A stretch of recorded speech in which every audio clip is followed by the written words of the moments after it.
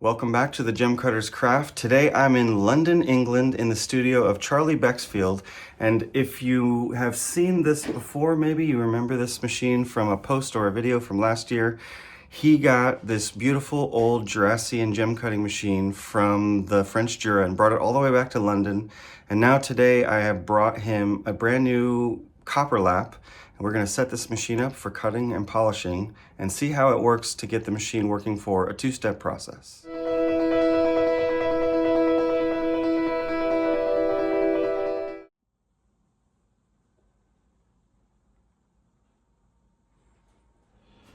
But first things first. I'm going to set that key up. And then you can do what you want. As long as they follow the facet that comes down, so your facet. Yeah, exactly. Yeah. Okay. I'm very fussy with my setting. Right. Well, your setting is what makes or breaks. Okay, so the first thing we have to do is get this old leather strap to be the right length, because currently it's too long.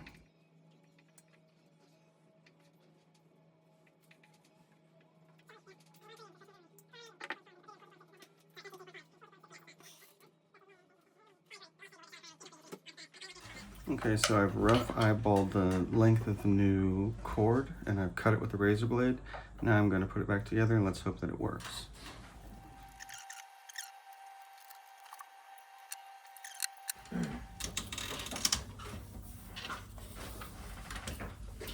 I've tried it 100.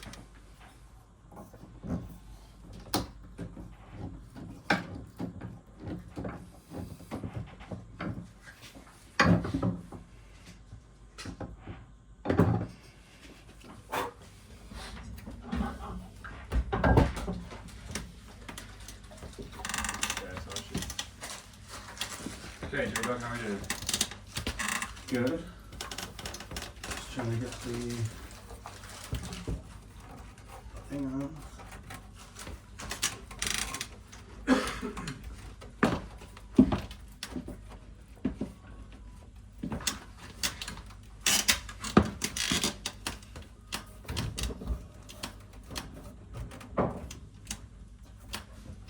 Is it on? Oh, but it's just getting it. You want a hand? I think I got it. I think it's good. Sorry. All we need to put in. Maybe I did it a little bit too tight. It feels a little tight. That feels great. You can. Loosen this.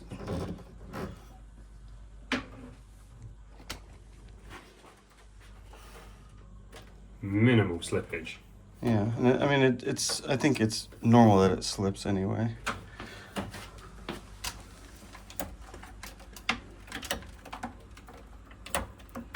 What's that? It just sort of moves up and down. Wait, go slow.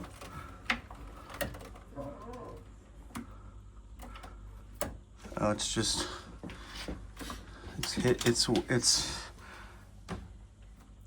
It's hitting. Okay, so we successfully got it tensioned correctly, we think. It's got a little bit of momentum, it's not too tight, and not too much slippage. I think that slippage should be normal, as far as I can tell. Okay, so neither one of us have ever done this before on this type of machine, so we're kind of improvising. We're trying to get the top layer of diamond and metal off of here so that we can redo it. So we're going to do it as a two-man operation. We have an old saw blade. Thank you to Crystal Myths for donating that.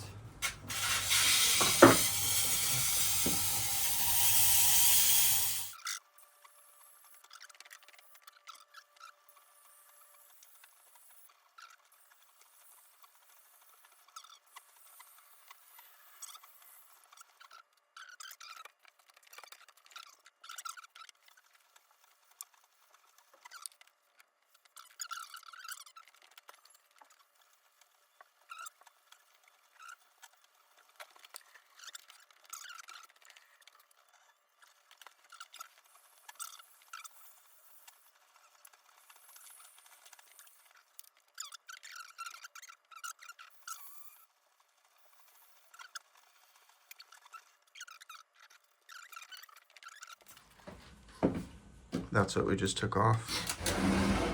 And now we're down to some pretty good looking metal. I think we can use this. We just Yeah, I think it's so. just going to be hard to fold.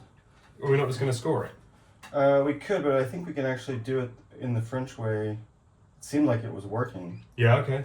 We can try. But it already feels pretty... Yeah, I think that's just the old one. So, Right, okay. or we could just try and go over it in the normal. What do you think? Want to try hashing first? Yeah, we'll try. We can do both.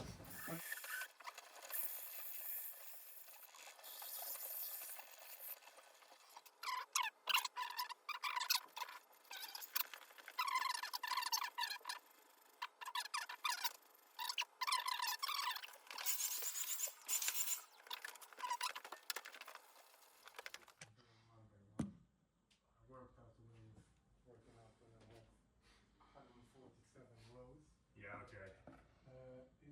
So we'll do the inside ring first. So you want a bit of oil? Yeah. Olive oil, okay? Sure. Yes. Because then you can make it and then make as much as you want. Yeah, true. Okay. Just give me a few drops.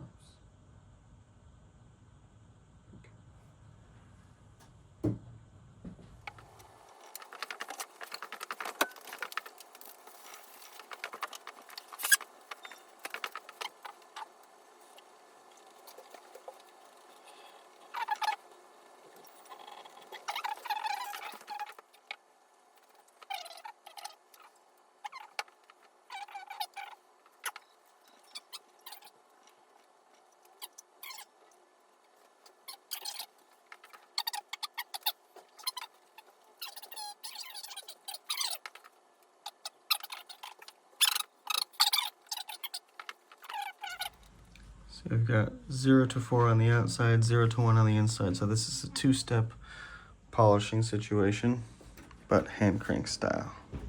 Okay, so now we're going to burnish the diamond in with this piece of synthetic sapphire bowl.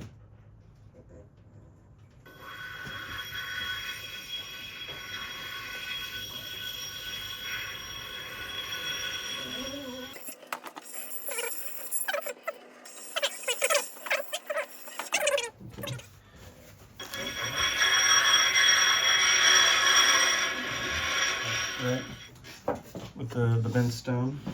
Yeah, I do. Yeah, and it's already dopped up as well. There it goes back on. Okay, so we've got this one stone that Charlie had tried to polish the table of, and it was just scratching the crap out of it. I mean, it is a quartz. I should have warned you that.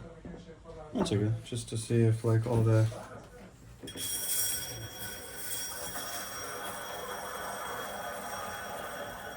and I'm in hole number 13. So, okay, Is the stone moving in the wax? yes. Doesn't look very good, but let's not do it with a quartz. There we go. Good. Give ourselves a practice stone.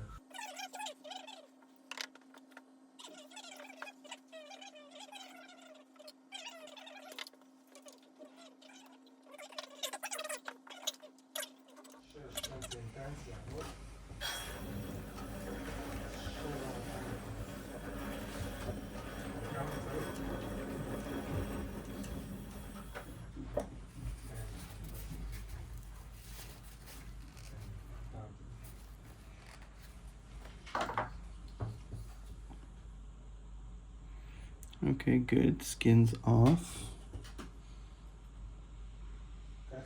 But tiny little scratches, which is to be expected.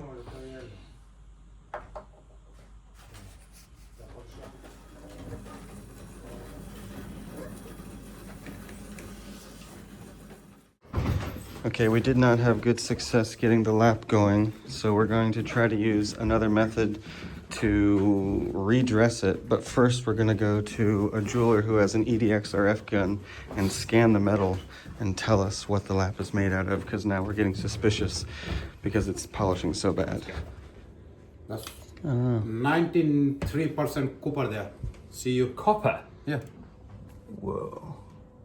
What's the rest of it? Can't be copper. It's not copper coloured. Not copper, they can mix it with this other things to make it white. Okay.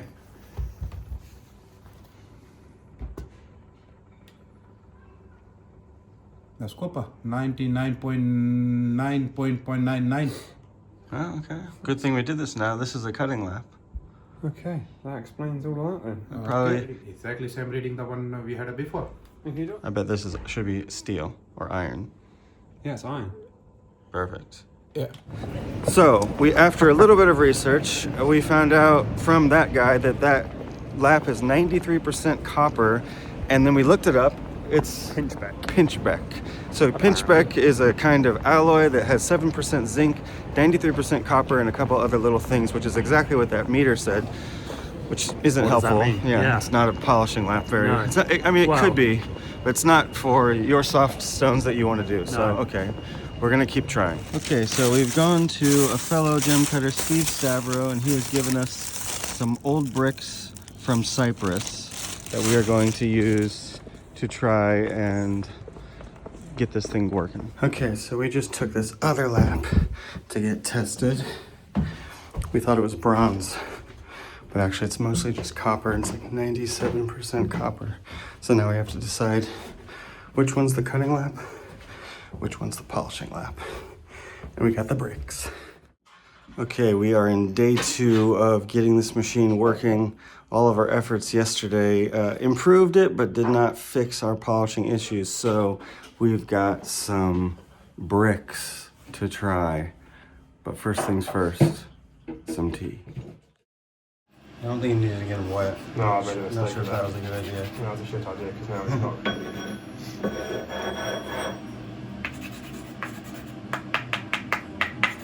You got them up? Not yet.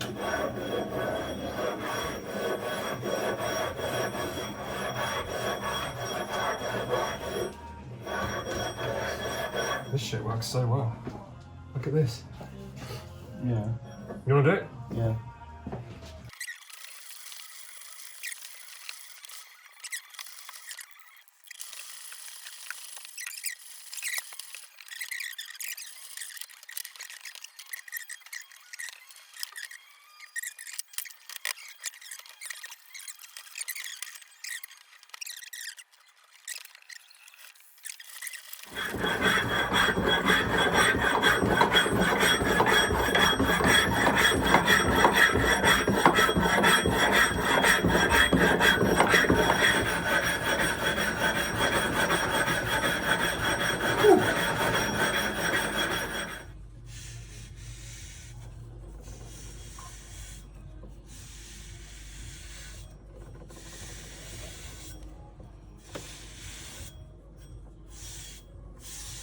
Oh no.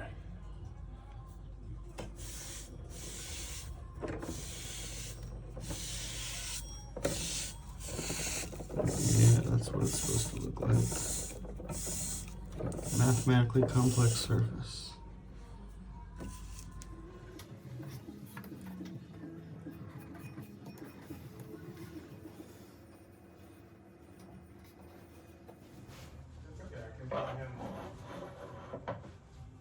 We should have wiped that down to see if there's any dust on it. Okay, since we already got this one dopped up, even though this one might not be able to polish well on this. Are you not going to run it in with the corundum? Let's just see. Okay. Yeah, okay. We'll run in with this.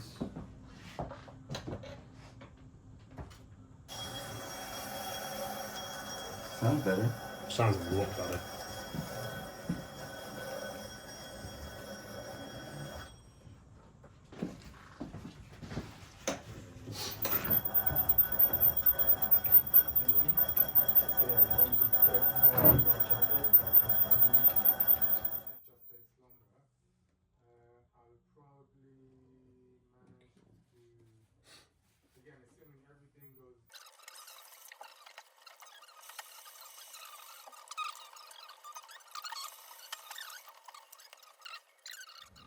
Okay, so now we're trying an actual sapphire, and it's looking a lot better. So let's try on the final polish and see what happens. We just been what's been giving us so much trouble. So the pre-polish is looking good, but the inside ring polish still isn't working, it's scratching the stone a lot.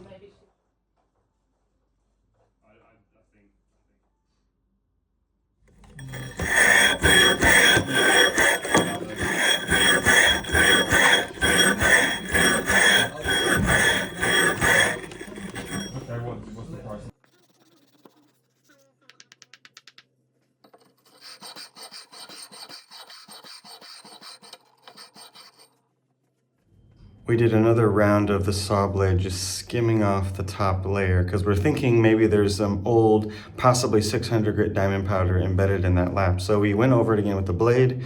Now Charlie's going over it again with the bricks, and I'm gonna come back and see how he's doing. Oh, yes. You're just breaking stuff now. Okay, do it again. Oh, that feels positive. Try and, what happens if you try to go against it? Will it slip? Okay, a little bit, A but little bit. do that again.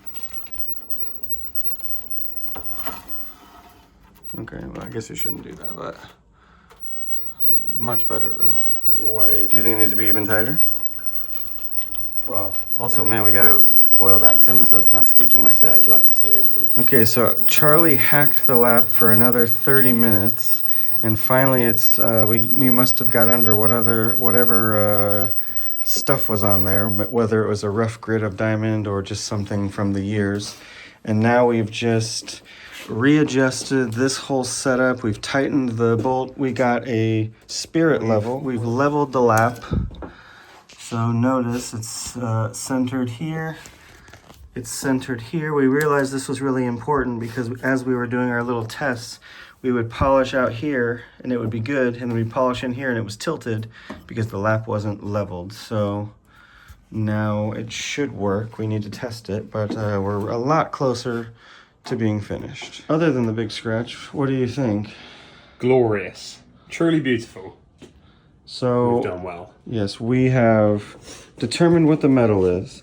We've scored the crap out of it and scored it and hacked it and scored it and hacked it. We used the saw blade, we used the bricks, the saw blade again, the bricks. We used razor blades at one point.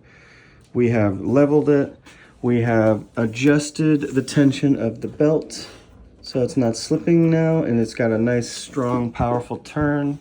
And we go from the outside ring to the inside ring without making extra facets. That means this machine is actually ready for doing some cutting work. Congratulations, Charlie Bexfield. Thank you very much. What number are you in? 11.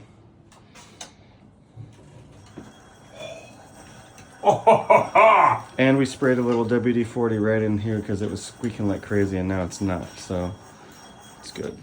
It only took 2 entire days to do that, and a couple of favors from friends. Thank you, friends. Ooh. You can just cut that out of the video. Now you just have to learn how to do it. You do, you bugger.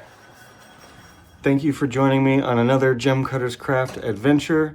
If this kind of stuff is inspiring you, then feel free to subscribe. And if you want to help us out keeping this going, find the link for Patreon below. You can join the club, which gives you 2 podcasts a month interviewing different gem cutters, and it's only as little as $3 a month. So hopefully I'll see you on Patreon. I'll definitely see you on the next video. Thanks for being here.